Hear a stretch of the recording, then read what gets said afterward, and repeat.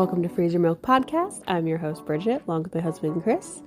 Podcast where we talk about the comedic side and serious side of parenting, life, and relationships. We are boy parents. We have two boys, Enzo and Rhett, with about a 6-year age gap between the two. You can check out our website, freezermilk.com. Also, feel free to follow us on Instagram at Freezer Milk Podcast. Thanks and hope you enjoy. Hey everybody, welcome back to our podcast. We've got quite a bit of content to cover in this episode. We are going to dive kind of deeply into some of the things that we've experienced with our kids and when they're sick and how we handle it and how we cope, how Bridget deals with it and how I deal with it, which are two completely different things, to say the least. But it should be entertaining. It's quite a bit of material, so we'll just get started right now. So, probably the first thing to know is I'm originally from the East Coast, where doctors and medical facilities are very up and up. They are very on point. They're very diagnostic. You have tons of medical students, and just it's a very different experience than medical facilities in Arizona, in my opinion. Yeah, what kind of stuff makes it different? You just have doctors that really want to search to find the answer. They're not just going to blow it off and say, oh, like, here's a little Band-Aid, go home. But they're much more willing to, like, dig in and find an answer. And I feel like out in Arizona, you don't have top-rated hospitals. The only top-rated hospital really is Phoenix Children's. Everything else doesn't even hit a national rank. Where I grew up on the East Coast, I was right outside, like, Baltimore, Washington, D.C. area. We had 6 or 7 nationally ranked hospitals for different specialties within, the hospital and the emergency room, that kind of stuff. So it's caused me to kind of from day one have to be an advocate really hard out here to push for answers for if somebody's sick. Yeah, because doctors out here think that it must be valley fever because we live in a dust bowl. Pretty much. So Enzo, when he was born, he spent a week in the NICU with pneumonia, respiratory issues, all of that. And I kind of feel like that never went away, When you and I first started dating, when Enzo was almost 3, still 2, that was still very present. Oh, that was eye-opening. That's what that was. I remember countless times that we would be at your apartment and Enzo would start to get sick and you like made a big thing of it, and I was trying to figure out, it's a kid, he's a kid, he gets sick, stuff like that happens, and you're like, no, that's not how this goes with him. When he declines rapidly. He had, some severe issues when he was a baby and when he was born, and I guess I didn't really realize how deep those issues were, and how severe they could be, until I realized that you had a hospital go bag that had pretty much everything that you could possibly need for a hospital stay. From snacks to headphones to books to a sweatshirt because it's cold. To a sweatshirt. I think you even had a blanket in one of them. Yeah. You had chargers. You had iPads. You had everything in this go bag, and I'm like, what am I getting myself into? It's this routine that we are going to be going to the hospital? And actually, it was for a long time there with his respiratory stuff. That was really difficult. We were constantly in and out of the ER with his respiratory stuff. Yeah. It was really interesting. And then you had him on this mask that blew smoke into his face. And you told me it was a nebulizer. And I was like, what? I didn't even know these things existed. Let alone tiny dinosaur mask. Yeah, one. And he would have to do it 3 times a day. He did it 3 times a day for, 4 years? During the winter months, yeah. Yeah, I mean, and even now we still have it in his backpack. And when we switch him off to his dad's, you guys have to trade the nebulizer along with his school stuff. Yep. It's amazing. I'm like, this is serious. Yeah. And I think that's what made it kind of or the fact we get expedited in the ER as soon as we say we have a pulmonology team. Yep. Oh, yeah. Yeah, you've got this specialist team that comes in and it pushes us to the front of the ER wait line. Yep, because I remember the first time he got sick, you you first thing you did was like start lifting up his shirt to see like his chest, and like you were listening for certain things, and I was like, what are you doing? And you're like, this, you know, he escalates bad, and there's a certain, you know, with his chest, if you can see when he's labored in breathing, and chest retractions, and when he was he was having the chest retractions, and you were like on top of it. I was like, holy crap, like this isn't even something that, you know, this isn't something I'm familiar with. Yeah, that was a huge ordeal. It was crazy. So Enzo, like I said, he had pneumonia when he was born in the NICU. Spent a week in the NICU, and then just chronic respiratory issues consistently, starting around the age of 2. And we started noticing that we were in the ER like once every 3 to 4 weeks, with him just, you know, just desatting and oxygen levels dropping and having extreme labored breathing, nasal flare, like his nostrils would flare out and in when he was trying to breathe, just sucking air. And they ended up having us see the pulmonology team, and this is all through Phoenix Children's because we weren't going to go anywhere else since they are the only really rated hospital in the area. And they went down a super scary road. I remember when we first took him in to get evaluated, the first thing they said to us is, there's a chance he has cystic fibrosis and we need to start like testing immediately. And that was, you know, I remember like growing up when we were kids, if someone had cystic fibrosis, like it was a death sentence. Like you didn't live to the age of like 25. So hearing that about Enzo was just absolutely terrifying.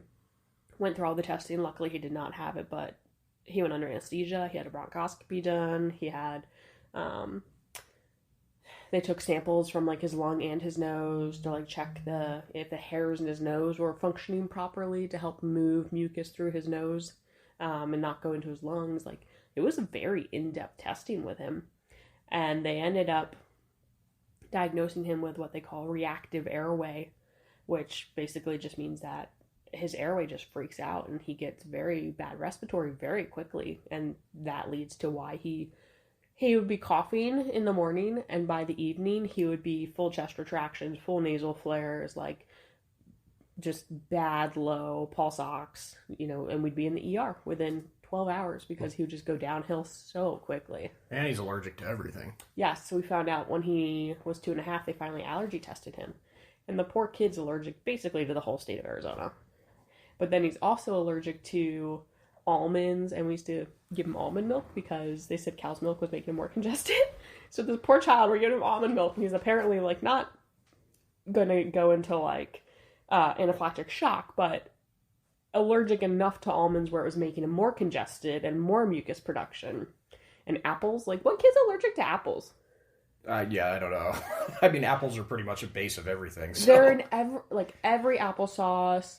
Almost all fruit snacks have apple juice in them. Oh, it's crazy. Every time because when I go grocery shopping, I have to literally look at every label on every box because, again, he's allergic to certain things. But you're also, it's not that you're allergic, but baby is allergic. To dairy. It's a dairy. Yeah. So every box, I must look like a nut when I go in there and I'm like flipping boxes around and I'm trying to read to figure out can anybody in the family, is anybody going to have a problem with this? Is anybody going to go to a hospital because I give them this? So it's such a huge process and undertaking. So much fucking work. To go into a grocery store and fill up my grocery cart. It takes so much longer. Knowing that I have to read every label before we purchase this product to make sure that somebody in the family is not allergic to it. Because I'm not like that. I've never had severe food allergies. I think 2 years ago that I found out that I was allergic to a medication. Yeah. And that was by trial and error, you know. It was an antibiotic. Yeah, I was, you know, and so that's not something that I'm completely used to. No, and I don't really have food allergies prior. And Rhett technically isn't allergic. He's just highly sensitive to dairy.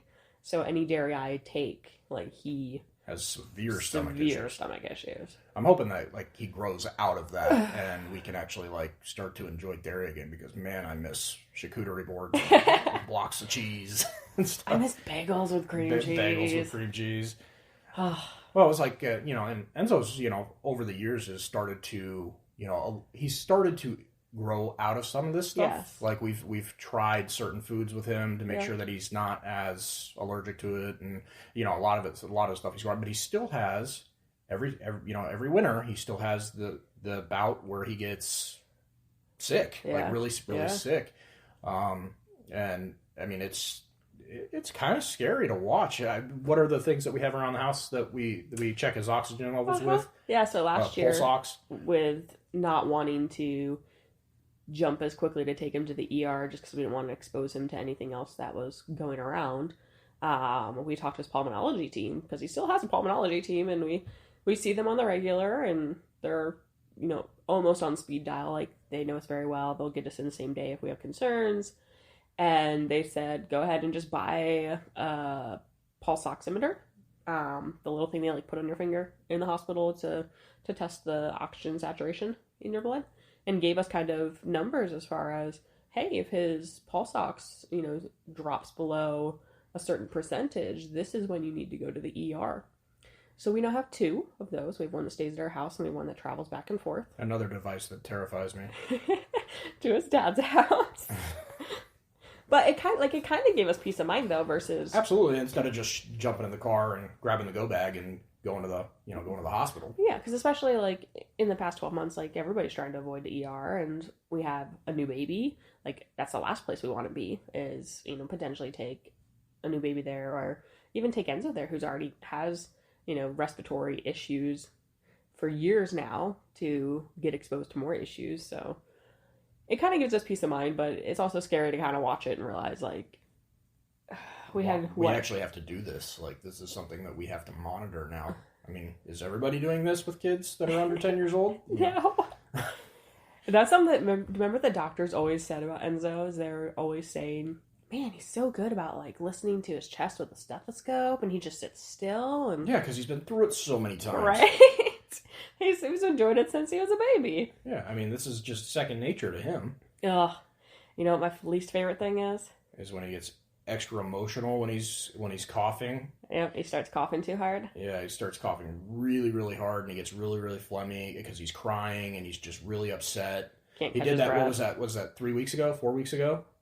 Yeah. I think he woke me up. It was in the middle of the night, right? Yeah. And it was probably, I don't know. And I was surprised it wasn't the baby. You know, we still have a monitor in Enzo's room because if he because he gets these coughing fits. Yeah. And so we want to make sure that we're there for it. But it woke me up in the middle of the night, and I hear him just crying, and I walked into his room, and he threw up everywhere, all over his pillows, all over his bedding, the floor. It was all over the carpet. It was all over mind him. you, this is 2 a.m. You know, Yeah. I don't handle that stuff Well, in general. In general, I don't handle it well, but even at 2 a.m., it's even worse. So I was extremely flustered and frustrated, and I felt really bad. But I ended up just, I got you up. I came back. I said, I can't do this. You need to come in here. Like, so just a side note. Chris is not the vomit person. No, I can't do other people's bodily fluids. It freaks me out. And even changing the baby diaper in the morning. I'm ultra sensitive in the morning, so it's not very appealing to me in the morning or in general at all. But I think that that night was just, there was so much going on, and I finally came in and got you, and I was just like, I need you to help here deal with this, because there's throw up everywhere. I'm trying to get that up. I ended up just throwing the sheets away. I threw the blanket away. I threw the pillows away. I threw it all away. I threw his clothes away. It was so much. It was everywhere. I was like, I'm not putting this in our washing machine. I wash my clothes and the baby's clothes in that. I am not putting this in the washing machine. We'll just go buy more sheets. It's fine. Then you threw them in the bath. You had to put them in the bathtub to rinse them off. Oh, poor guy. It was tough. That's not the first time he's done that. Do you remember we put him back to bed and he threw up an hour later? Yeah, he threw up an hour later, and he was laying on his back, and so it went all over him again. And I had to throw. I had to throw a second blanket away because I was just like, I'm not doing this. I said, I'm running out of blankets. I'm running out of sheets. What did I get myself into here? We just felt like, and he was like crying. He's like, Allie, help me. Anytime that Bridget is online ordering stuff, she always orders bulk sheets because she knows this stuff is going to happen. She knows that eventually we're going to have to swap out some sheets and some pillows. We buy pillows and sheets all the time now. We don't buy the expensive ones. No, it's always just, whatever's on sale. Yes. But, I mean, still. Because unfortunately, I hate to say, we wasteful and throw them away, but Nobody's putting this in their washer. No, I mean, are you going to clean out the washer after salsa? No. Chunks and stuff. No, I'm done. I can't do it. I can't do it. But I don't know. Bridget just handles this stuff so much differently than me. When it comes to I am so thankful for her, because when it comes to the medical stuff, I don't want to say I'm naive, but I'm just not I don't deal with the situations well. I get more frustrated than I do understanding. You're a researcher. You research everything. Yes. So you're very good at being like, oh, well, you know what? This is kind of what's going on. This is what we need to do in this situation. I'm more like, well, you know, throw some dirt on it. Throw some dirt on it. You know, when I was younger, I used to get beat up I beat myself up all the time, and you didn't go to the hospital for everything. So, but respiratory things like with Enzo, it's a whole different ball game. A scratch is one thing. I'm not even great with myself as far as taking care of anything. If I injure myself, I'm not good with that. You remember when I cut my hand? Yeah. I mean, that was pretty bad, and that thing got infected and almost got sepsis. And man, if I didn't have Bridget, I would have lost my hand. Yeah. It was it's a whole different mindset. She just sees it so much differently than I see it, and she's so much better in those situations. I think a lot of it is kind of going back to like being raised out on the East Coast and having good medical readily available to you. It just became really apparent, and I had some like weird medical in my life growing up, but it just became very apparent that the longer you wait to get something addressed, the worse it's going to be in the long run regarding like medical and health. And I'm the kind of person that's like, is this going to inconvenience me? Because I don't want to do it. I don't want to spend 4 hours in the ER. Yeah, I don't want to spend the 4 hours. Because it's a minimum 4 hours, no matter what. The small, the small chance that it goes sepsis and I lose my hand, I'd rather just stay at home. But I mean, we weren't. I broke bones all the time when I was a kid, and we weren't. We'd go to the hospital and get them straight and stuff like that. But it wasn't. It was just a different thing. It was a different. Growing up, it was just different, and I think now with Bridget, she's just opened my eyes to what I have to look for and how to kind of react in those situations. I used to get so frustrated because I'd get frustrated with her because she'd be like, "We need to take Enzo to the hospital," and I'm like, "You can't take him to the hospital every time something happens." And then I saw like it really happening in real time, and I was like, "Okay, maybe we should take him to the hospital." And every time we went. And now it's like, oh, let's go. Let's load up the truck. Let's go do this. It's crazy because I told you when we first started dating, I was like, I feel like I'm a hypochondriac, but aside from the fact that every time I do take him and I think like, hey, A, B, or C is wrong, it is one of those things. Mm-hmm. And it is bad enough where he should be in the ER. Oh, yeah. Remember we went to California for our annual beach trip? Oh, man. Enzo was vomiting the whole way there. From coughing. Yeah, but what did you tell? You were like, I was like, should we even go? And you're like, look, he's either going to be sick here or there, and he loves this annual beach trip, so he might as well be somewhere that he. And what was this is so sad. What was my logic? Because you San Diego Children's Hospital. You knew that one of the best children's hospitals was in San Diego. Yep. And that's where we were headed. I was like, this is really what we're basing this trip off of. Like, we're going to take this kid to San Diego because we know that there's a great children's hospital there. That's not normally what people are thinking about when they're trying to go on vacation. This was life with Enzo, especially when he was younger. Luckily, like, we've gotten his allergies under control. He had his adenoids removed, which helped drastically. Yeah, I remember that procedure. Yeah, but this is what we were dealing with. He'd been sick for like 2 days prior to the beach trip, like just horrible cough and phlegming, coughing to the point of vomiting. We were doing nebulizer. And we just, was running a small fever. And we just really debated, like, do we do this or not do this? And like Chris was saying, I literally had the logic of, he's going to be sick, whether we're there or we're here. We know that there's good medical there. We have good medical here at Phoenix Children's. It's not like we're out in the boonies away from the ability to get him care if he needs it. And let him enjoy the beach. Maybe the moist air will help him out. It's like a natural humidifier. Instead of being so dry. Yeah. All the time. But do you remember? So we got there. So Enzo has a trash can. That's his puke trash can. So we had the puke trash can in the car. We had a puke trash can in every car. Every car there was a puke trash can. Yeah. Yeah. And then we always had something under the back seat. We'd have like a bag under the back seat with a bunch of stuff, extra clothes, Yeah. and just ready to go. Yep. So, do you remember we got to San Diego and the first day he was okay? Yeah, he started off strong, and then And then the second day he just started desatting super quick. yeah, it took a toll on him that day. We went to the beach. The first day I went to the beach and he was fine. The second day I went to the beach in the morning and we noticed that he started getting not so great. Lethargic, and he was just not doing well. And then He wasn't like as excited and playing anymore. Yeah, so then we took him back to the hotel, and then we were like, you know what? We gave him his emergency inhaler. And he was getting chest retractions. Yep, he started. Nasal his flares. ribs were showing. It didn't look good, so we were like, "Oh, here we go." Guess we're going to San Diego. So we ended up spending 6 hours in San Diego Children's Hospital. Hospital on a vacation. Yeah. That's just like normal. That's normal now. I'm like, I never But thought that would be. It was good we took him in because his oxygen saturation was very low. We didn't have the pulse ox at that point. It was very low. They did a high steroid nebulizer treatment. They did a shot too.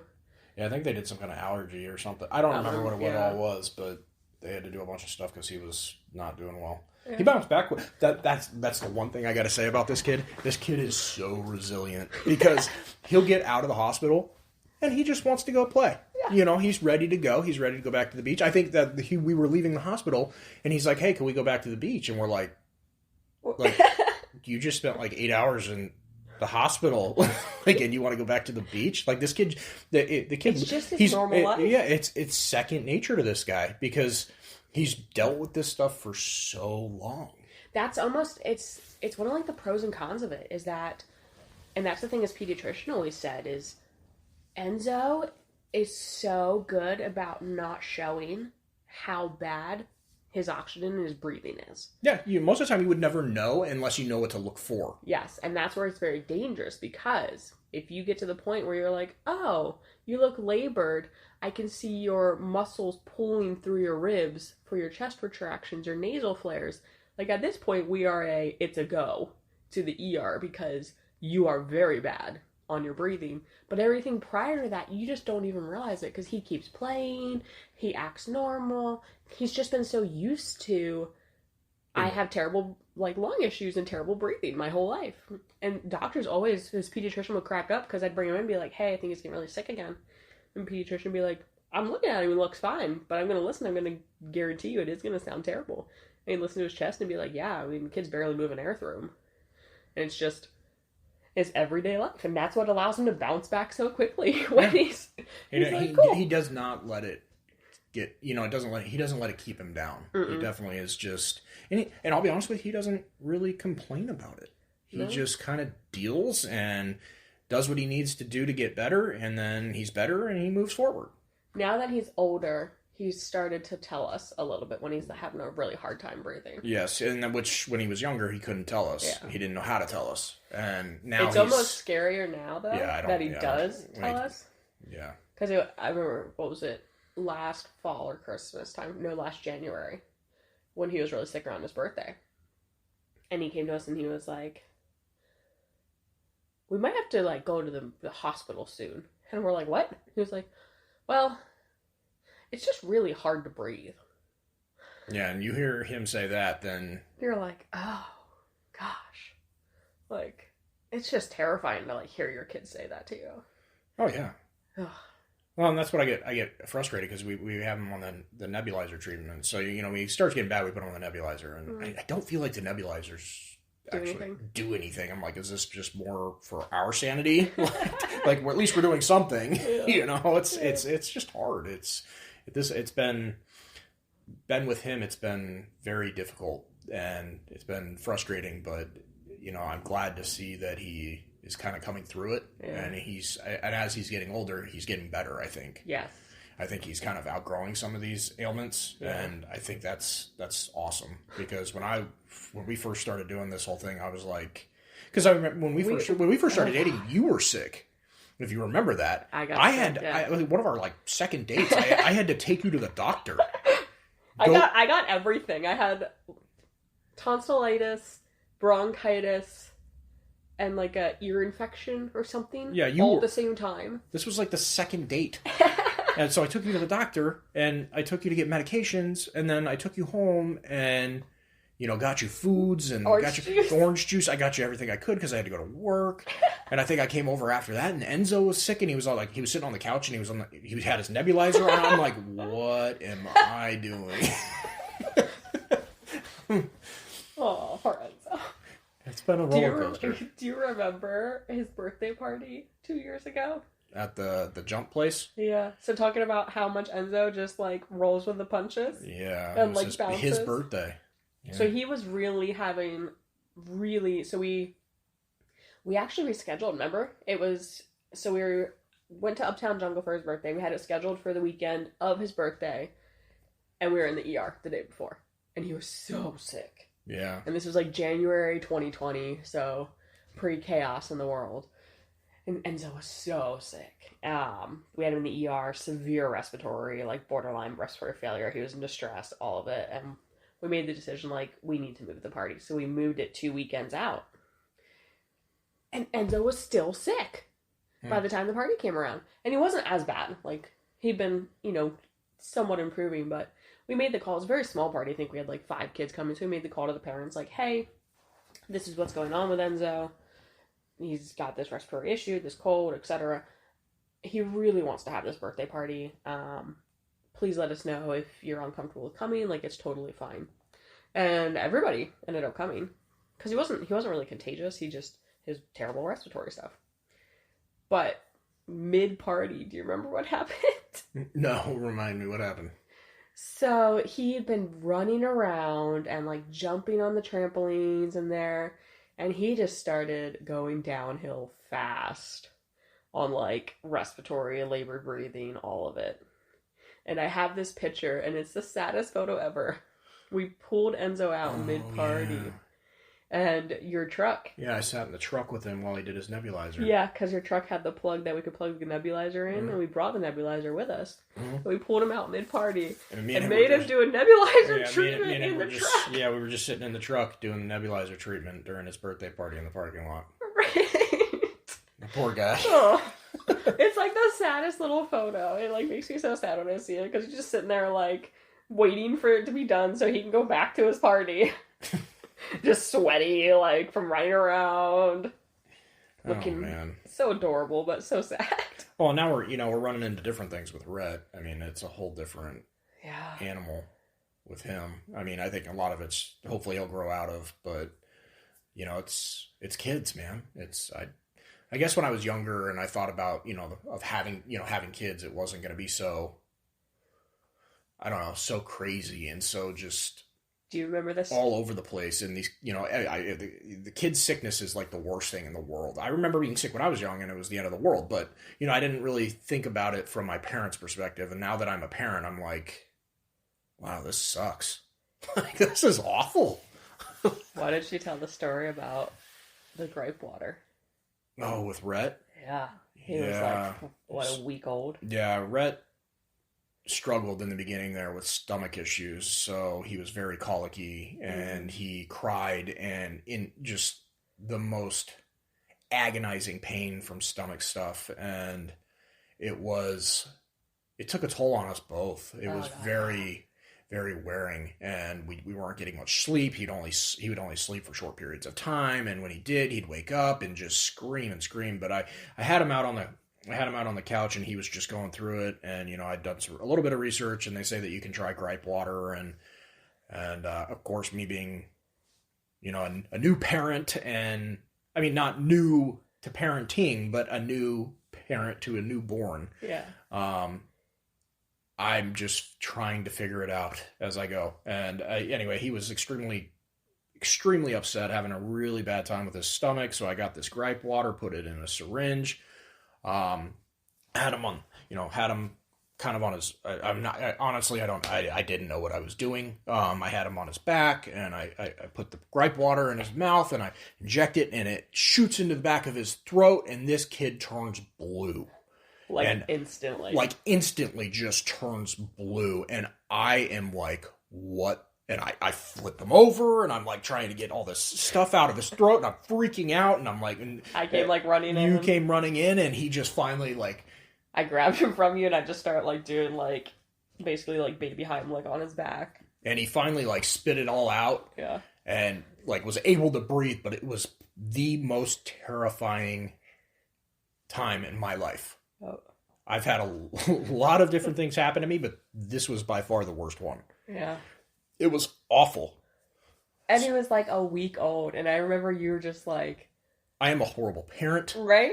Like, I shouldn't be doing this. You're like, I shouldn't be a dad. I'm not. That's all I I thought about. basically almost killed my child. Yeah, I'm like, I'm not qualified at all. I'm like, what makes you qualified, Chris? I beat myself up for probably 3 days. Yeah. I was just like, and now it's just a everyday thing. If something happens, we took him and Enzo back to the beach for like this last year, and we were all sitting on the beach, and Rhett pooped his pants. So I took him over to the truck, and I'm trying to clean him up, and everything's chaotic. It's hectic, and I'm holding him. He's like 4 months old. Yeah, he's like 4 months old, and I'm holding him in my one arm while I'm trying to put my tailgate up. I'm trying to put the diaper bag away. I'm trying to do all this stuff. People are honking. It was just it was way too much for me. Yes. Like I don't do well with all that. So I didn't have him supported very well. He and was just upright. He was upright. He did a reverse scorpion, and I thought I broke his back, and was just completely beside myself. I came back to Bridget. I handed her him, and I was like, "You take him. I need some time." And I walked away, and I was pissed off. You also are like, "We're leaving. We're done. We're out of here." I'm like, You're like, start packing up the stuff. Enzo's making sandcastles. Like, what's happening? You're like, we're leaving right now. I can't do this, and and that just goes back to Bridget being able to handle these situations a little bit better than I do. I do very well under pressure. Yes, you do, actually. I don't. Not that kind of pressure, not medical pressure. So I worked in an emergency room. I think that's probably where you built that skill set. I was a patient care tech back when I was like 19. But I worked in an emergency room, and I do very well under pressure. As long as it's not my own physical body that's like having issues, I do very well under pressure.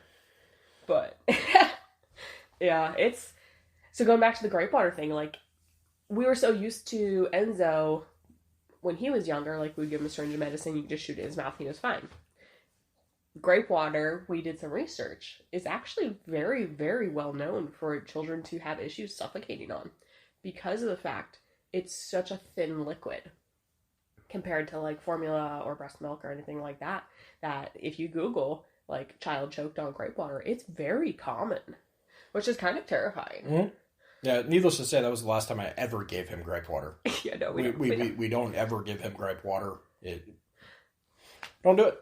Just traumatized. Moved on. I mean, now he's on like probiotics, and we give him like Motrin and stuff like that. But the Motrin's thick, and the probiotics I do with a finger. Yeah, or like mixed with or I do it mixed with breast milk, so it goes down fine, and he's used to it at this point. But it's crazy, and I tried to tell Chris, like when the grape water incident happened, I told him, I said, look, this is all parents. Like every single parent will have a time where they felt like, oh my gosh, I'm a horrible parent.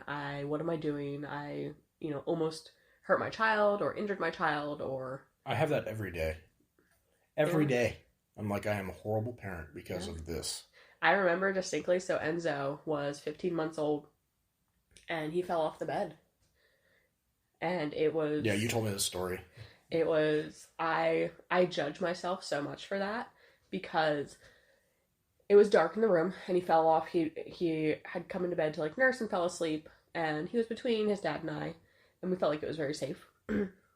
He somehow scooted all the way down to the foot of the bed, and then went off one side of it. And so there's nothing worse than waking up to hearing a thud, and then, like, hysterical crying of your child.